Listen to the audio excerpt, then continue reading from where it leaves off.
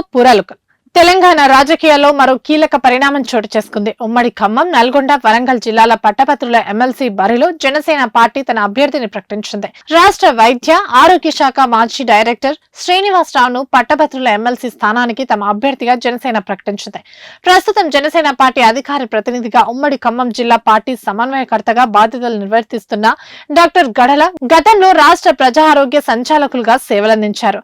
గడల శ్రీనివాసరావును అభ్యర్థిగా బరిలో దించాలనే ప్రతిపాదనను జనసేన పార్టీ ప్రధాన కార్యదర్శి తుళ్లూరి రాము, తెలంగాణ రాష్ట్ర ఇన్ఛార్జ్ శంకర్ గౌడ్ పార్టీ అధినేత పవన్ కళ్యాణ్ దృష్టికి తీసుకెళ్లారు.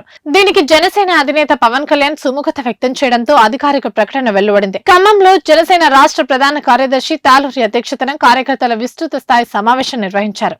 ఈ వేదికగా పార్టీ నిర్ణయాన్ని వెల్లడించింది. ప్రస్తుతం ఆ స్థానంలో ఎమ్మెల్సీగా ఉన్న తీన్మార్ మల్లన్న పదవీకాలం త్వరలోనే ముగుస్తుండటంతో రాబోయే 2027 మార్చిలో పట్టభద్రుల ఎమ్మెల్సీల ఎన్నికలు జరగనున్నాయి. ఇవి ఇప్పటి వరకు అప్డేట్స్. మరిన్ని అప్డేట్స్ కోసం చూస్తూనే ఉండండి పూరా లోకల్.